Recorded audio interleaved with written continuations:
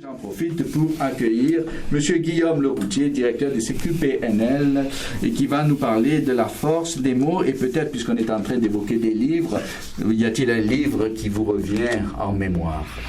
Bonjour Joël, c'est une très belle question. Oui, le livre, probablement mon livre préféré, même si on a beaucoup, c'est certain, c'est Terre des Hommes de Saint-Exupéry. Oui. Un livre humaniste, un livre tellement plein de tendresse, plein de sagesse aussi, avec beaucoup de messages, et qui parle de notre humanité avec ses forces et ses faiblesses.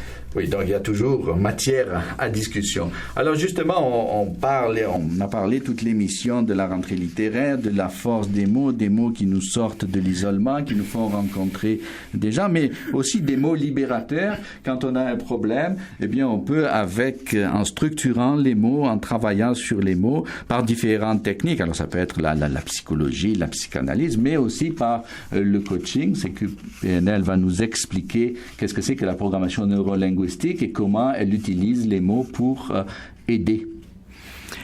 Alors en effet, les mots, c'est très important dans toute relation en général et dans toute relation d'aide en particulier. Au CQPNL, qui veut dire le Centre québécois de programmation neurolinguistique. La PNL, c'est une approche de communication, justement, et de changement aussi, où les mots tiennent une place importante.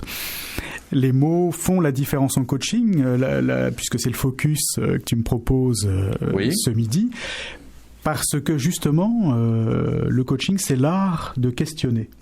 Donc les mots sont au cœur de la démarche. D'ailleurs, si on y pense bien, c'est assez étonnant de penser que d'aller voir une personne pour dépasser une difficulté momentanée ou vouloir mieux clarifier certaines choses par rapport à un projet ou un objectif ou résoudre un problème peut être très aidant. Juste d'aller voir une personne et donc de lui parler, parce que c'est bien de la parole dont il s'agit à ce moment-là. Est-ce que le facteur principal, c'est que cette personne qu'on va voir est une personne extérieure à son cercle familial et que donc on se sent moins jugé et plus apte à parler sans crainte, si je peux dire. Absolument. Et d'ailleurs, l'attitude du coach, de tout intervenant en relation d'aide en général, c'est d'être à l'écoute, c'est d'être bienveillant. C'est-à-dire d'être dans le non-jugement. Et cette capacité qui se cultive pour chacun d'entre nous et qui peut être un long chemin, c'est essentiel pour aider la personne de la meilleure façon possible. Donc, le mode question, poser des bonnes questions. D'ailleurs, à l'heure où la communication, les mots, l'utilisation des mots change, avec le texto par exemple, on écrit des mots, des séquences très rapides, on est loin de la littérature, mais ça fait partie du quotidien maintenant. Poser des questions précises, pertinentes, utiles, bien focusées est importante parce que c'est dans l'ère actuelle, c'est aussi une question de nouvelle génération et d'utilisation des technologies. C'est la différence peut-être à expliquer entre communication et puis information. Information, on m'envoie des nouvelles, communications. Oui. Donc... La communication implique la relation. C'est donc ça. On est beaucoup plus que dans une simple transmission d'informations, avec toute la dimension psychologique, émotionnelle qui va avec. Alors un coach va poser des questions simples. D'ailleurs, la première question d'un bon coach, c'est « Qu'est-ce qui vous amène ?» Pourquoi ? Qu'est-ce que je peux faire pour vous ? Qu'est-ce qui vous amène ? Alors, attention, parce que tu vois, il y a une différence entre dire « qu'est-ce qui vous amène ?» qui paraît une question très simple et justement neutre, accueillante, plutôt que de dire « alors, quel est votre problème ?» C'est pas du tout la même induction. Si on dit « quel est votre problème ?» ça présuppose qu'il y a un problème déjà. Oui. Puis ça met la pression d'entrée. Ça met la pression. C'est même presque culpabilisant. Alors, qu'est-ce qui vous amène ? C'est une question d'ouverture. Et ça paraît simple, mais ça fait déjà une différence. Ensuite, il y a d'autres questions qui vont suivre. Qu'est-ce que vous attendez du coaching ? Une belle question aussi, c'est au fil des séances qui se poursuivent, qu'est-ce qui a changé positivement depuis notre dernière séance ? là aussi, il y a un présupposé. C'est qu'il y a quelque chose de positif qui a changé. Donc, on va mettre le focus sur ce qui évolue bien, sur ce qui change, sur ce que la personne fait de mieux. Tu me suis? Oui, donc on va sur des valeurs positives et on ne va pas justement, à chaque métier, sa spécialité, faire une recherche dans les profondeurs. Donc ça, c'est plutôt psychanalyse, psychologie. En effet, le coaching est plus une démarche qui est orientée d'abord dans le présent et vers le futur que vers le passé, et qui est une démarche qui met l'accent plus sur les forces de la personne, sur ses capacités, sur ses ressources, sur ses bonnes stratégies, plutôt que sur ce qui ne va pas. Donc on se demande moins pourquoi ça va mal, plutôt on va plutôt se demander comment cela pourrait-il aller mieux.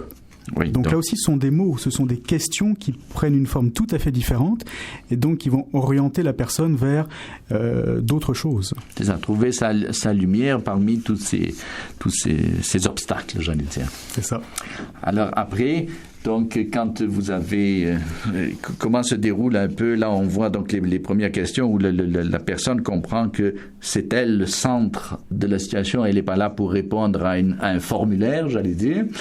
Donc comment évolue la rencontre? Vous avez dit plus tard il revient, puis on insiste sur ces points positifs. Et quelle est la fin du déroulement, si je puis dire, s'il y a une fin? C'est ça, pour continuer dans l'aspect des questions, c'est un aspect de l'importance des mots. Se centrer sur ce qui fonctionne bien fait une différence parce que ça met la personne dans une sorte d'état de ressources. On le remet en contact avec ses capacités, ses possibilités, le sortir de son problème. Donc, demandez par exemple, mais alors, j'ai bien compris ce qui vous préoccupe. Par ailleurs, ce qui m'intéresse maintenant, c'est de savoir ce qui se passe quand le problème n'est pas là. C'est de savoir qu'est-ce qui est différent à ce moment-là. Oui. Et là, souvent, la personne s'arrête, réfléchit, trouve la question intéressante, peu commune, elle se l'était peut-être pas posée, et répond, oui, effectivement, quand le problème n'est pas là, ça va beaucoup mieux. En fait, on s'écoute dans ces moments-là, on essaye de se comprendre, on essaye d'utiliser les différents points de vue dans une équipe de travail, par exemple. Donc, ça met en lumière les forces de l'équipe ou de la personne, ce qui se passe quand il n'y a pas le problème. Parce qu'on est tellement habitué à penser au problème, à le repasser dans notre esprit, à couper les cheveux en quatre, à analyser, suranalyser, hyper-analyser le problème, d'où ça vient, etc. Et finalement, on tourne en rond, on marine dans cette marmite de difficultés. C'est ça, c'est de trouver finalement que ce ne soit pas le problème qui dicte notre conduite, mais notre vision qu'on a sur le problème qui dicte notre conduite. Absolument, c'est pas le problème en tant que tel qui pose question, c'est notre perception de la situation. Donc, des questions de ce type-là, comme aussi, que pouvez-vous faire alors pour que ça se passe plus souvent, d'être plus dans l'écoute, d'être plus dans une attitude constructive. Alors, ça passe beaucoup par des bonnes questions, le coaching, mais ça passe aussi par des métaphores, des histoires, des analogies. C'est toujours bon d'utiliser des petites métaphores qui illustrent et qui peuvent donner une autre perspective. Je disais récemment à un client, je lui rappelais que le poisson était mal placé pour découvrir l'existence de l'eau. Et en fait, évidemment, là, je vous donne pas tout le contexte, mais ça l'a touché parce qu'il avait besoin de prendre du recul et en fait, il était tellement dans la situation, dans le bocal, dans l'aquarium, qu'il n'y arrivait pas. Et la question, là, c'est comment on peut devenir poisson volant, parce que les poissons volants existent. Donc, je pense que là aussi, pour revenir un peu à la littérature, on trouvera facilement tout un tas il faudra les trier, mais de livres qui pourront nous permettre de cheminer aussi. Absolument, donc... Je crois qu'à la CQPNL, vous avez une librairie où vous proposez des livres, donc on peut aller voir sur le site Internet, puis aller voir sur place, on donnera les coordonnées tout à l'heure, mais c'est bon aussi de s'appuyer sur la littérature, sur les livres. C'est-à-dire que dans des livres, et là, des livres spécialisés, on trouve quantité d'exemples inspirants, on trouve justement des méthodes, des processus pour poser des bonnes questions, donc tout ça est évidemment dans une littérature abondante en coaching, et ce sont des bons points de repère, des bons référents. c'est Léonard de Vinci qui nous disait, qui nous faisait remarquer qu'il suffit d'un léger mouvement du gouvernail d'un immense navire, malgré sa cargaison très lourde, malgré tout son équipage, malgré aussi parfois qu'il aille à contre-courant de l'océan, parfois même à contre-vent, et bien malgré tout cela, qu'il fallait un tout petit mouvement du gouvernail pour changer sa direction. C'est le battement de l'aile d'un papillon. Le coaching, c'est chercher la petite différence qui va faire la grande différence. Donc, alors concrètement, est-ce que on a des formations qui s'offrent à nous, peut-être des conférences auxquelles on peut assister pour se familiariser un peu? Donc, quelles sont puisque c'est la rentrée. Absolument, c'est la rentrée, c'est vrai, elle est active. Donc, bien sûr, toute l'année, on a des soirées d'information sur la PNL, sur la communication. Ce sont des soirées d'information gratuites. Ça se passe entre 6h30 et 8h30 au centre. Oui. La prochaine au centre, c'est le 8 octobre. Et la prochaine à Laval, c'est ce soir. Je l'anime au centre de Congrès Palace à partir de 18h30. À Laval, avec une thématique bien particulière. Présentation de la PNL et de ce que aussi avec une extension vers le coaching pour ceux que ça intéresse. Donc comment on parle du coaching, de la PNL et quelles sont nos formations à ce niveau-là. Donc, vous nous donnez les références précises. Donc, ce soir à Laval, à quel... C'est 17 boulevard Le Corbusier, 18h30, centre de congrès Palace. Oui. Et c'est moi-même qui animera cette soirée. En personne. En personne. Donc. Et puis donc, au mois d'octobre, c'est ça, le 8 octobre 8 octobre, au CQPNL, 48 Papineau. Notre téléphone, c'est 514-281-7553.